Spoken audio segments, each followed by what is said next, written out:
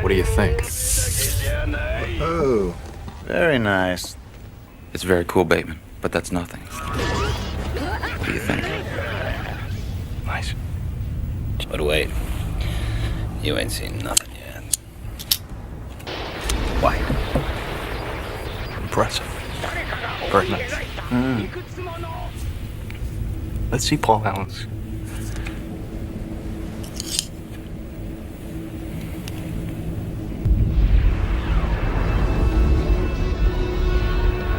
Oh my god.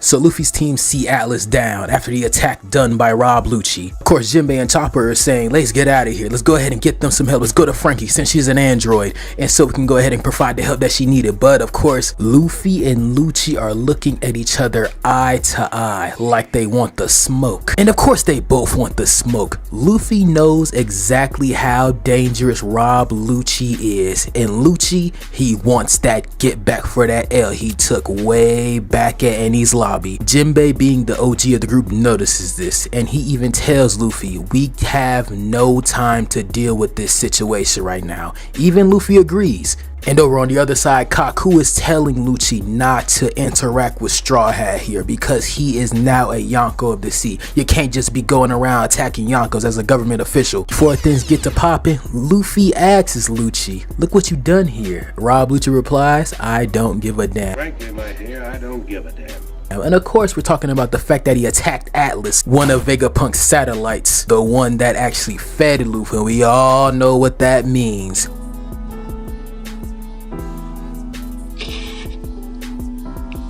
Everything I have and everything I am is yours.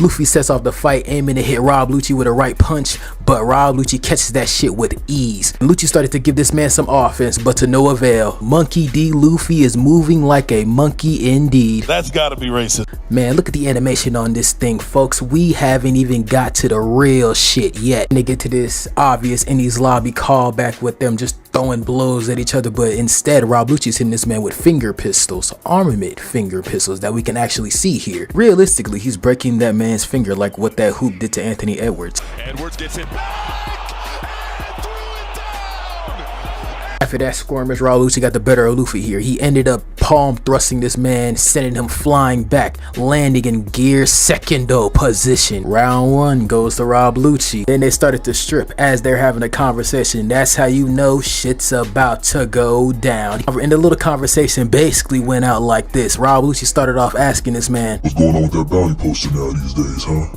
Why you look like that now? You look like a white ghoul. You look like a specter that inhabited your body. Boy, you look like Danny Fennel for some reason. Basically walking around here looking like a Nickelodeon parody, huh? Then Luffy hits him with a rebuttal like, hey, you're a little bit too curious, aren't you, Cat? Curious about that white shit? I'll show you. Not a problem. If you don't mind me asking, why you so curious, huh? Don't worry about it, I just am. Just show me, nigga. Nigga, alright, so this pussycat how the monkey gets down these days. Then Luffy proceeds to awaken his devil fruit by hearing and sounding off the drums of liberation produced by the main man, God Usopp, you know. Luffy proceeds to beats on his chest like he was Tarzan taking on that leopard back in Tarzan 1.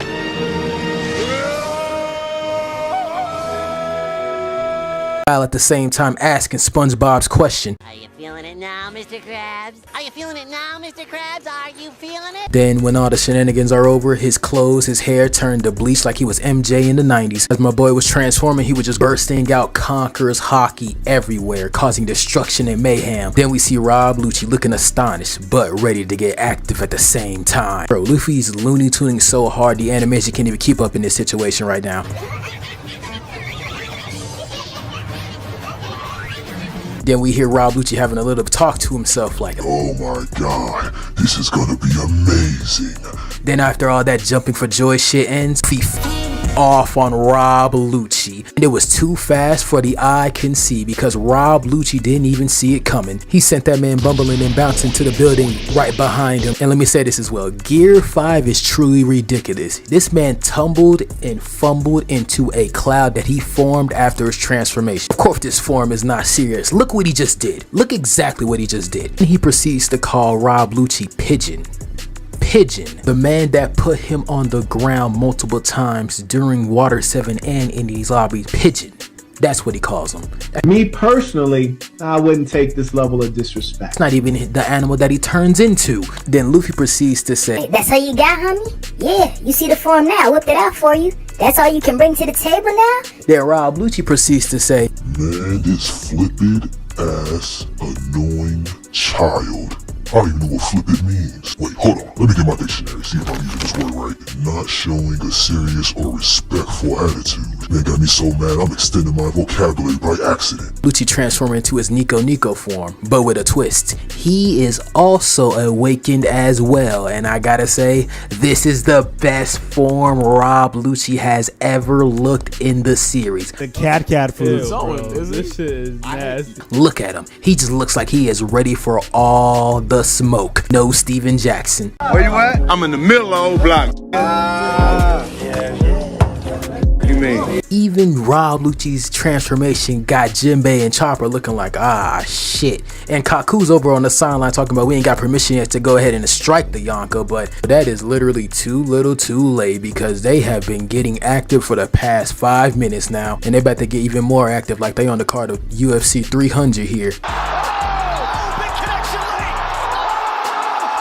Lucci proceeds to show us that he's fast as fuck boy in his awakened form, and by golly, that man is fast as fuck boy because that man got Luffy cross-eyed like his name was Miss B Nasty. Crazy is that he still missed him. Then Luffy proceeds to swing away like he's Spider-Man using his gum powers, I mean Nika powers, smacking that wagon he got to the master weapon to chase him, which he proceeds to do. Failure is your destiny. While in the process destroying Egghead and its residents with no avail to human life at all. Dueling out in the air like it's a Dragon Ball Z fight, but with a Bugs Bunny filter on. Just look at it. Rob Lucci is trying his damnedest to catch this man. He got him right there, but he proceeds to run like that hit didn't do nothing to him.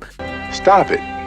Get some help. We cut to the scene where Vegapunk explains to the other Straw Hats that the Gummy no Mi is not the Gummy no Mi, but he actually doesn't say it's the Nika fruit. That says that he looks like the sun god Nika. And with further examination of this scene, I gotta say, Usopp got that shit on him because look at his drip right now. He got on the sunglasses, the dewy with the earmuffs with that green coat. Oh my god, the green on top of the green just goes well with him. Then I just look at Sanji, neg. Robin and Nami of course always looking fine in their casual ways, but Sanji, neg. And while Vegapunk is having his cocaine fueled speech about devil fruits, Rob Lucci and Luffy is still going at it, and Luffy cannot be touched by Rob Lucci at all. He is rushing this man with a barrage of finger pistols, doing his best MC Hammer impersonation right now. Then both the fighters coat their fists in armor hockey, clashing with each other, and it's just a back and forth battle of ideals. Luffy and Lucci's hockey is too great, they just offset each other, causing both of them to be blown away on their respective sides. Then both of them land on Toronto Tower, causing it to tilt over. Oh my god, the sixth god is going to be mad about this. He's already dealing with Duckworth right now. Shit, and the turncoat Jermaine as well. And we see the sumo wrestler Sentomaru on his day off getting a call from Vegapunk telling him to stop CP0 in their tracks right now,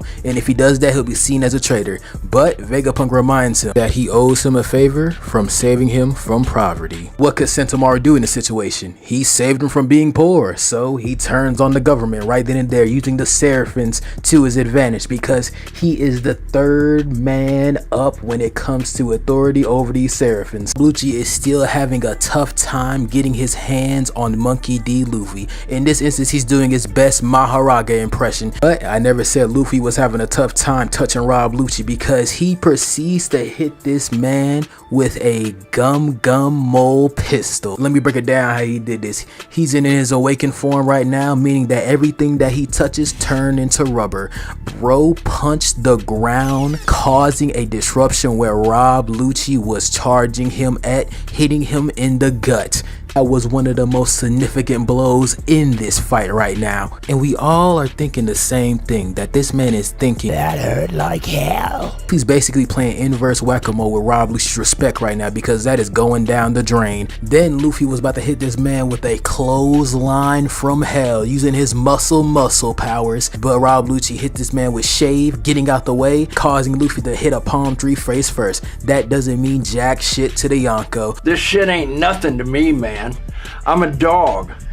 I'm biting the fart bubbles in the bath. Because he proceeds on the attack, hitting this man with the Goku special, a headbutt in the adamant, sending Rob Lucci flying across Egghead as we see it. Lucci got his boy Kaku questioning why he decided to take him on to begin with. If you want to go ahead and see that answer, go ahead and drop some likes. Let's say 100 likes. That's not out of your range, of course. Subscribe if you want to go ahead and continue seeing some One Piece content just like this, or some analytical One Piece content. We can do both. The dichotomy of man right here. Go back to the fight. After the fact that Luffy sends Rob Lucci flying, he has a little bit of a conversation with Sentomaru about getting Vegapunk to safety. Of course, Luffy confirms that he's trying to do that. It's not even a problem in his books.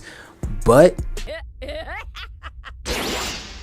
You f***ing failure!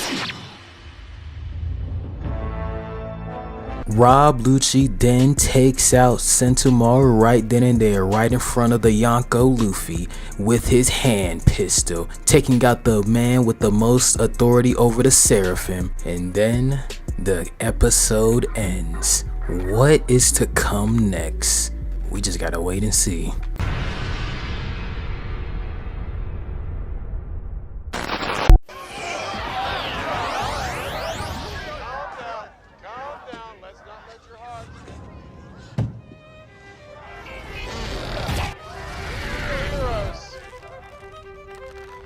You fucking...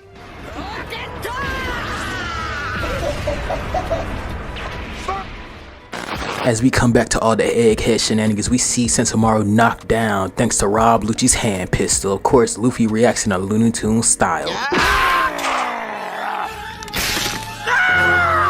Get used to it, folks. This is Gear 5. And of course, Sentomaru is not dead. This is One Piece, for God's sakes. We know exactly how Oda gets down at this point.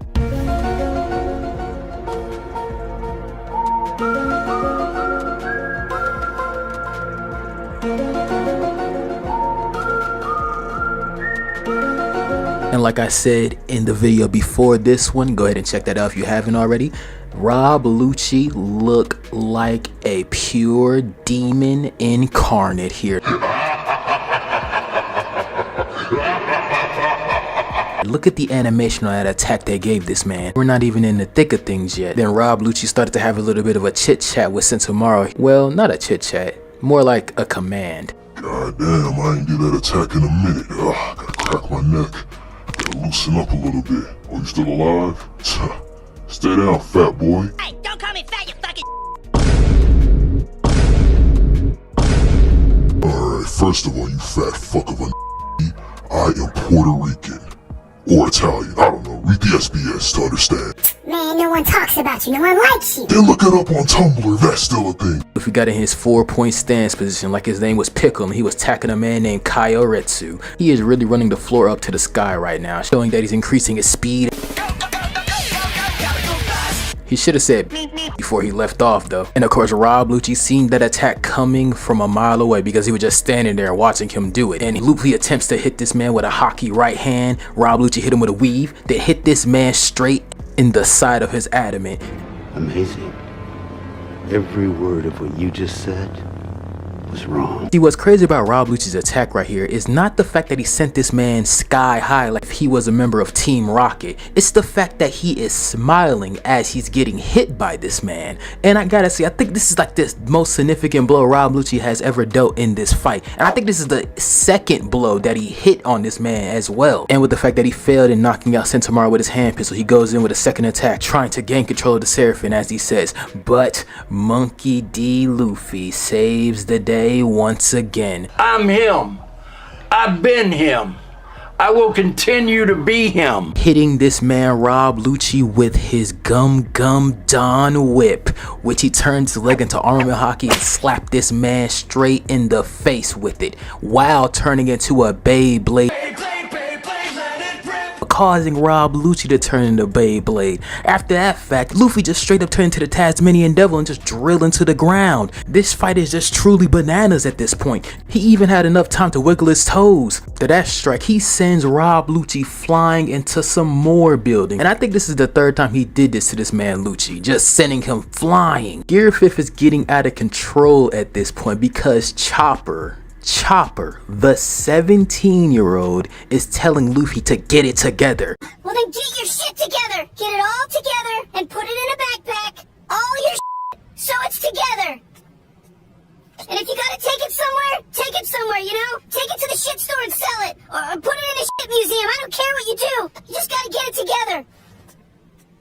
Get your shit together. We cut away from the fight a little bit just to see what's going on with the Seraphim. And I gotta say, S-Hawk is that guy, man. I am the danger. He takes out all these CP agents with the quickness. You can tell that Mihawk is in his blood. Look at that move. What that remind you of? Then we see S-Shark with that Senor Pink swim fruit out tanking bullets with no hawk. These things are bulletproof. And let me ask you a question as well. Put this in the comments. Do you think that the Seraphim has the capabilities of learning hockey? Because that is a discussion that is kind of still floating about the community, but we never got a definitive answer, of course. But at the same time, what do you think? That's the real thing I want to know. Then we cut to Vegapunk talking about the powers of the Seraphim, that they got the blood of the warlords, obviously, because they look like the warlords, and that they got their devil fruit powers as well, but only the Paramecia type devil fruits, because he cannot copy zones because they got personalities and all that such and such, and he cannot copy Logias because those are just natural elements,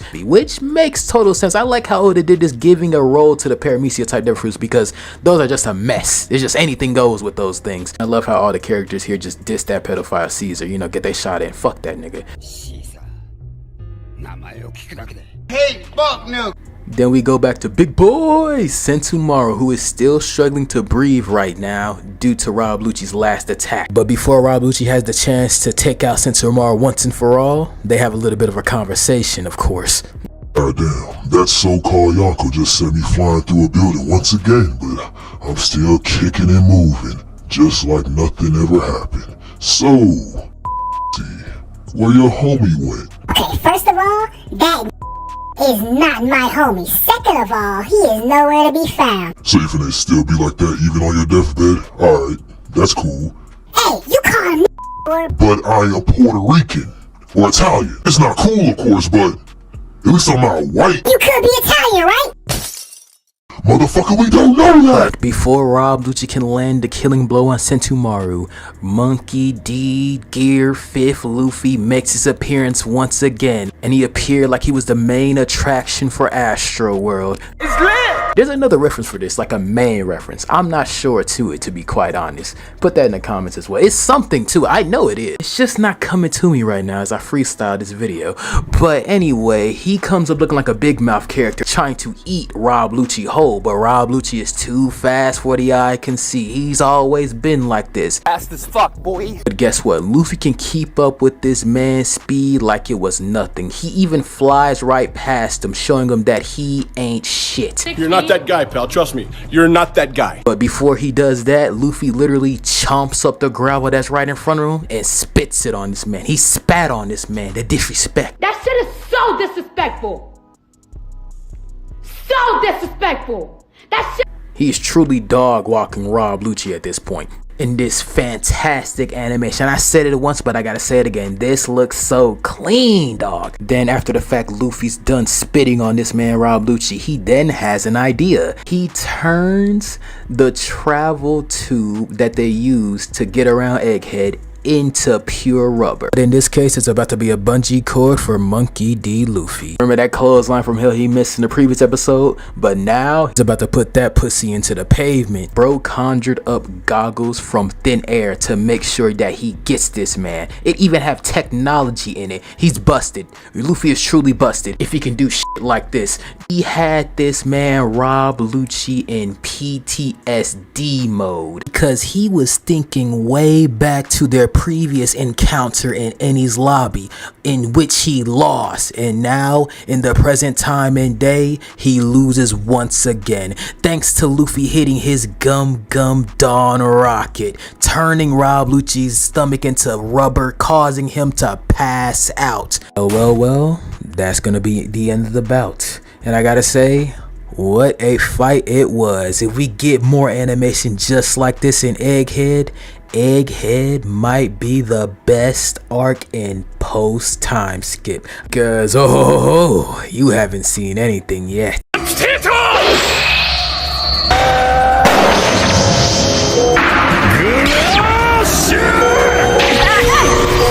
Blackbeard about to set it off right here. Well, he been setting it off. Well, he's about to even set it off more because he's about to do his best Edward Newgate impression right now with a little dose of Conqueror's Hockey. Bro threw a punch and caused a whirlpool. Jesus Christ. Yo, the polar tank is about to go down. It's leaking. Things are getting critical. Law is a woman now. Now that's what you call a plot twist, because Doc Q went ahead and used his devil fruit power, the sickness fruit. Well, you can tell what it is because this man turned him into a woman. Then Oda just said, whatever bro, we're gonna just do some reintroductions, because he then showed us Van Augur and Jesus Vergas, and this man Van Augur can teleport anywhere. He got the warp power. This is OP as hell. You know, he is not a jumper, he's Nightcrawler. But you got Jesus right there. I refuse to call him Jesus, but I'm gonna let y'all know right now, that's the only one you're gonna get. But Jesus over there, he's strong now, so he's basically the Hulk. He was already strong as hell beforehand, and now Blackbeard give him the power of Ed from Ed, and Eddie.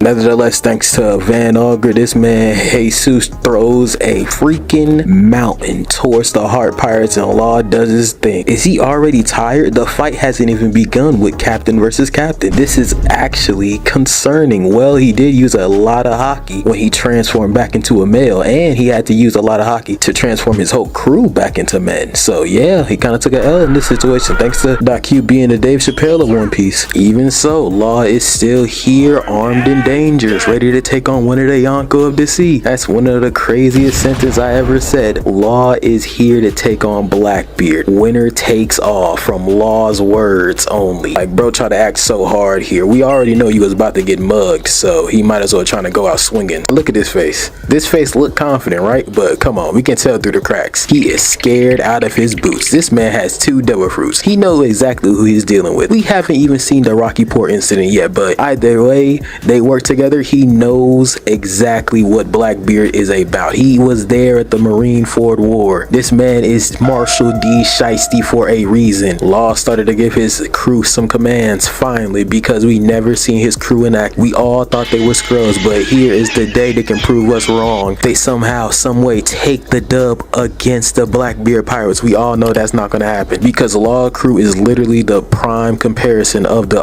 07 Cavaliers. He is literally LeBron in this situation. He has nobody. Eric Snow, Mo Williams, Ilgauskas was solid as hell. He was there when you need him. Remember that. Be that as it may, he's taking on the 2017 Warriors right now, led by a Steph Curry that's hungry for more rings. Law decided to go in his bag expeditiously here, because he went ahead and used the re-room. He is awakened in his devil fruit state. He throws a room towards Blackbeard, sending him flying towards the sea, due to the fact that he cut stronger in half. Yeah, the Pegasus that Doc Q rides. Well, he now is a Pegasus thanks to the fact that he ate the Pegasus devil fruit, thanks to Blackbeard. Thieving ass. Teacher's really the OJ Simpson of this universe when you think about it. Homeboy ain't gonna get locked up though, I'll tell you that. But as Blackbeard is headed towards the sea, he hits it with a tremor crush so he does not fall in it. Yo, that was the first time we seen a named attack with the Goro no Mi. That just shows that Whitebeard was the MJ of this shit. And now we see Marshall trying to be the Kobe to his MJ, but he is actually doing a great job at it. With that tremor crush, he saved himself, and he went ahead and attacked Law at the same time by destroying Winter Island. Wiener?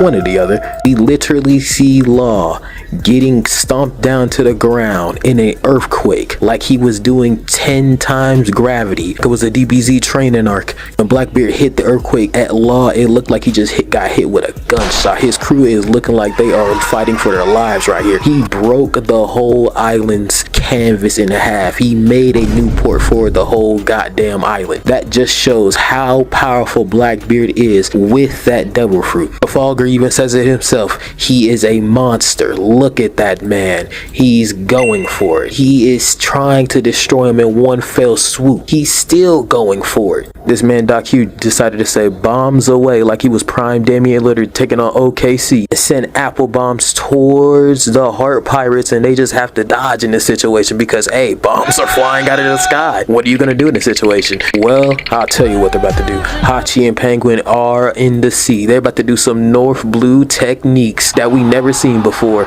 These techniques consist of their best Squirtle impersonations. This is obviously a Pokemon reference. I can't. This is nothing else. Nothing more, nothing else, nothing more, nothing else. Still in all, it got the job done. They basically just did their best Trigun Stampede impersonation right there and succeeded. I'm telling you, man, people be doubting these guys. They're still the 07 Cavaliers, though, in my book. But still, they're showing up and showing out. They're doing their best for their LeBron. Look at this lunatic. This big body ass man is gonna kill somebody if he lands on somebody head first. This man Blackbeard is just clearly aura farming at this point. Like, how is he gonna land? He just have his arms up. He can't fly. Then, of course, Law's response in the situation is to aura farm himself. But then Van Augur gets him slipping into aura farming off. But Galkus came to the rescue with the ears of an animal because Jean Bart then saves the day by blocking Van Augur's shot. I don't know if that was hockey, but he just took a bullet for that guy. I mean, he did save him from slavery, so hey, I said, hey, I'm about to proceed the sauce on him. He about to hit him with the K-Room, covering his sword with his room. It's over, bro. It's up. It's the K-Room for a reason. He's about to stick his sword in him like he did Big Mom. He stabbed him, shanked him. Not the dude with the red hair, he shanked him prison style.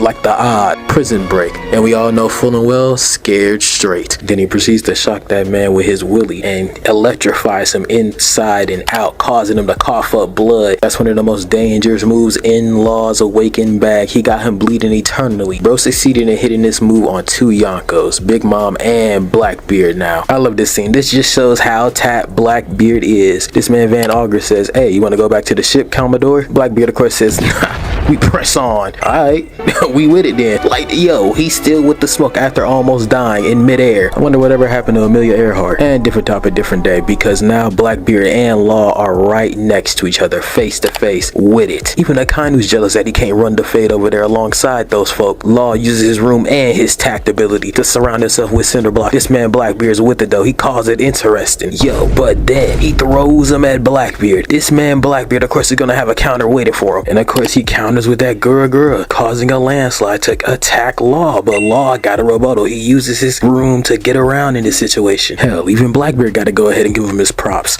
But nevertheless, Law follows up that compliment with a K-Room, clashing with Blackbeard with his Gura no Mi. Look at it. Look at these two Willa D members. This is the third time Blackbeard gone against a Willa D member. And with him holding up his left hand, unleashing the power of the Yami no Mi, hell, he might be undefeated right now. The pill popper, Beppo, it comes to the rescue thanks to his dealer, Chopper, because he set him up with the Rumble Balls early on in Wano. He swoops in, attacking the Blackbeard pirates while saving his captain, but also abandoning his crew in the process.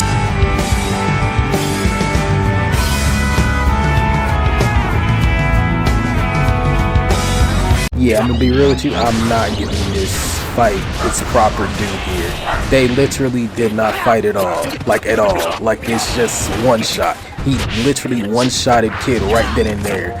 Because Shanks is Shanks. That's all you're gonna get about this subject. That boy is good. Good and terrible. Yeah, we back at it here at the Egghead Arc, but we're not at Egghead, the futuristic island. We're over here at the Beehive Island, Pirate Island, Blackbeard headquarters. And guess what? We're cheering for the Marines. This gotta be the first time ever because they're being led by the MC's grandfather, Monkey D. Garp, the hero. And his mission here today is that he's trying to save the future of the Marines, Kobe. He needs a last name because that just doesn't work for me, to be quite honest. Nevertheless, the Marines came in deep. Actually, Sword came in deep. We got Prince Groose, we got Helmeppo, we got Habari, we got Kajuku. Hell, we even got Tashigi out here. Where you been at? Where's Smoker at? Speaking of which, let's get back to the smoke because we see Monkey D the First just looking at his work.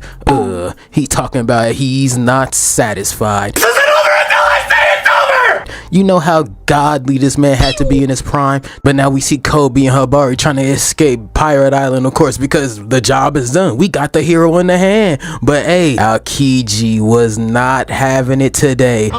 We ain't gonna be in no fire, not today.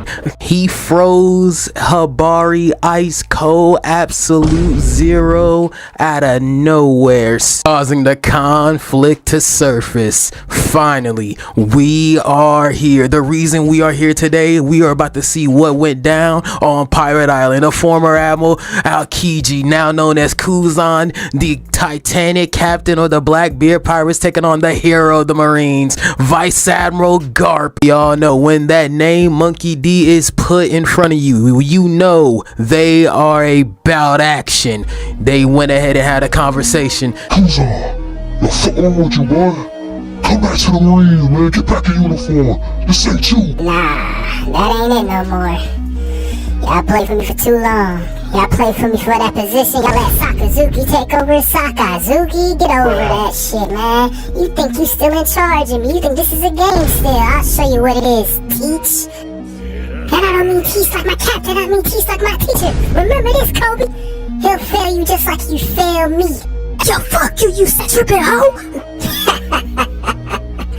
This is your boy? This is your pink mamba, huh, Garp? Pathetic. Can't even talk back. Can't even stand up. Only thing he can do right now is shaking his boots. Now watch and learn, little boy. I'm about to kill your teacher right in front of you. I ain't gonna lie, I'm getting cooked. You a damn fool, Kuzan. I want you to remember that before I bury you in that ice coffin. And then they get at it. Jackass.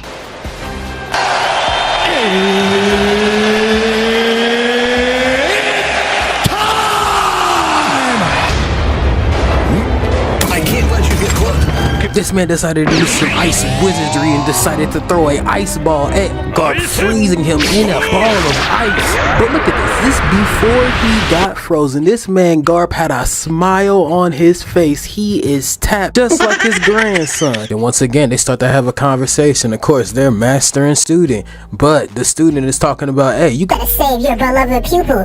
But in order to succeed in that goal, you're gonna have to kill your pupil in the past. But Garp's response was son of the G-est shit you can say. He said, bro, you're a dumbass. You gotta live in the moment. You gotta understand where you at right now. And right now you taking on me one-on-one. He breaks out of the ice ball with ease using his hockey. Aokiji chucks the pillar that he picked up like a bowling ball at Garp, and Garp says weave and proceeds to duke it out with the ice with his hockey fist.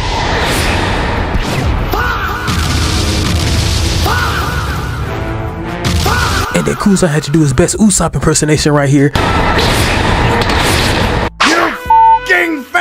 Then he decides to get real swaggy on him right here. Bro, really, real talk. Toei really got him looking like an ice wizard right here for some reason. His double fruit power, it just doesn't make any sense. I'm just overthinking it. He's awakened. He just made that ice out of thin air using the air's moisture or some shit. But even so, Garp does not care. He got his arm frozen by Aokiji, but hey, he makes a mad dash towards the tower that Aokiji built to get some separation from Garp. You can tell Aokiji does not want to go blow for blow with this 70-year-old man for some reason. Now we see the reason, because Garp muffs this man on his mouth. Even though he froze it, he uses hockey to break through the ice. He uses blue holes, sending him to the ground. This is basically a rock bottom. Aokiji using his brain, trying to cushion the blow with his ice, but that doesn't mean shit. That was a hockey cover throw, my guy. That tore up the whole island.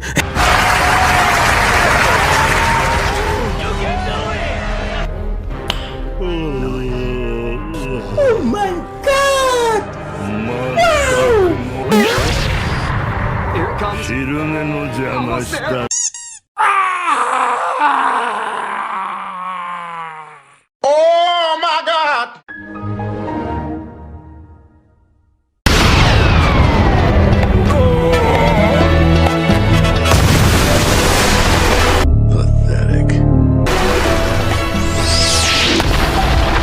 まだまだ暴れ足りんわ。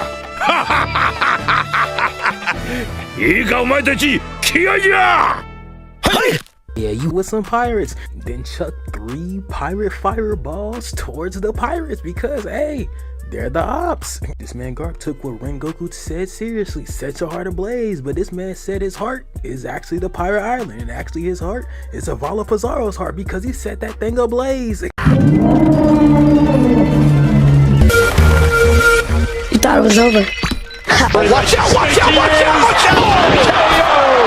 Here's the cover! That's how you know Lucci was done with the BS. He just twisted and turned in her guts like it was nothing, rearranging them. Ugh. It wasn't even this man's target. His target was Vegapunk, of course. Nevertheless, that would get things popping here. Zoro makes a charge at Lucci. And of course, Lucci ain't no fool. He about to block that shit with his hockey. Ugh, look at that shit. He blocked it with his knee. They've been clashing like this for like 20 seconds now. But finally, Zoro sent Lucci flying like someone smashing skip intro button. We outside in the Lavo space, hunting down, looking for the smoke. Come to the street, bro! His name Pirate Hunter Zoro, but right now he's the one being hunted down by a fucking leopard. Bro, Def having his Tarzan nightmares once again. But of course the one-eyed swordsman does not care at all. He can tell where he is, and Lucci's there with it. The smoke is here. Zoro dodges that first ball. He dodged that axe kick. They clashing with each other. Look at it. I ain't gonna lie, the animation team is cooking up here. It is hard to keep up right here. Oh my god. He sent Zoro in the air. He hit him with a shave. He's going for it right here. He's about to hit him with that 10-finger pistol. Zoro blocks it, of course. They still scrapping. They scrapping in the air, bro. Bro, this man Lucci is blocking his hits with pure hockey and claws, man. Man, Rob Lucci is dangerous, folk. He is the type of cat that takes a nap, then wakes up and do a felony. But Verde Capiza got him looking concerned. He's putting up his legs in the air like he just doesn't care. He's slashing at his hand, bro. He's turning around, actually. God, he made himself into the Ripper and made Lucci into a Beyblade. Zoro! Back up! Back up! Mind your business, that's all. Mind your business. Zoro dodged that attack like he was a man avoiding commitment right there, goddammit. They going back and forth like it was two anime fans debating subs or dub for the 900th time in this fight. And in reality, the next part is so good, I gotta break it down here. Still, look at this. Miss Man Lucci gives him a right. Zoro, of course, blocks, uses that same block to get over Lucci, while at the same time dodging Lucci's roundhouse kick. Then Zoro proceeds to charge in with his Onogiri, but Lucci dodges that. Then he hits him with another roundhouse. Then Zoro dodges that. Then Lucci hits him with a tail whip and Zoro dodges that. This is purely just like Kizaru and Luffy. Then One Piece got this POV on lock because this man Lucci is playing pure offense. Zoro looks like he's on the defense right here. Actually, now that I think about it, Zoro been on the defense the majority of the fight.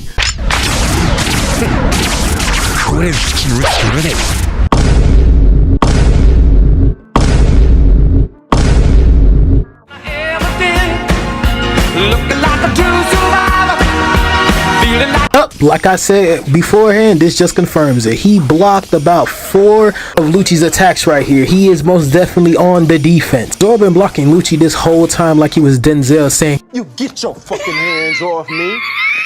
Still playing defense right here. My team need a defender like Zoro right now because the Bengals ain't worth the last penny in America. Looks like these two are still scrapping. As soon as he landed, yo, this man Lucci wanted his head on his palm because the fastest move I ever seen put in this fight has just been done. And of course, he blocked it once again. That man Lucci had to put all his force to stop his momentum like that. He stopped on a dime like his name was Kyrie Irving. Then he proceeds to attack Zoro with a Tempest kick just like from that move from Iron Man 2 where Iron Man took out all those Hammer Industry robots in one fell swoop. Zoro's blocking skills are peak. He's blocking so sharp, it looks like he's parrying Lucci's trauma. Yo, and this man Lucci look like he got him right here, but hey, this is the first attack Zoro has done in this fight, I think. He had to block it with Iron Body, and Zoro's about to follow up with the instant win, but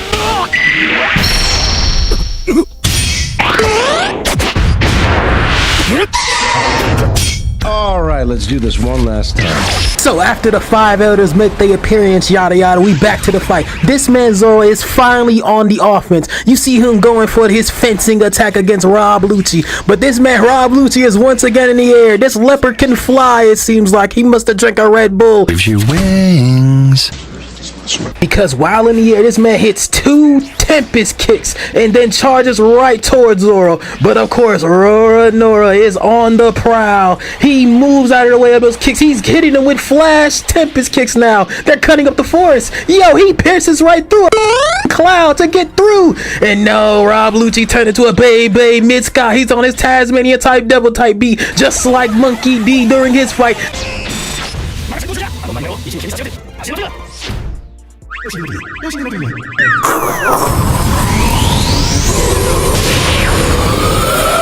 Rob Lucci is still on Zoro's hide right here, but here's his main mistake right now. He still thinks it's a fight. It's no longer a fight for Zoro. This is a challenge. Look at him. Rob Lucci look like a fucking Broly level Super Saiyan right there. And he pulls out his Bessie Zuko Midoriya impersonation right here with his spot technique. By the way, if you didn't notice that by that sound, Zoro has moved in light speed. And if you notice by that frame right there, looking at his feet, they were yellow. He was activating light speed. He's showing off his true speed right here. You heard it here first from that random guy that just bursted in my room. This man is dancing on Lucci because he can't touch him. And look, he just made himself some space for an attack. Sentomaru. Yeah, this gotta be it. This is the one. This is the only one. Spot hunt. Oh, it's game. Oh, it's game. Blouses. Yo. Oh my God. He got that pussy catch drenched in threes like the Adidas sign. Just like Jinbei right now. Zoro is the victor of this one.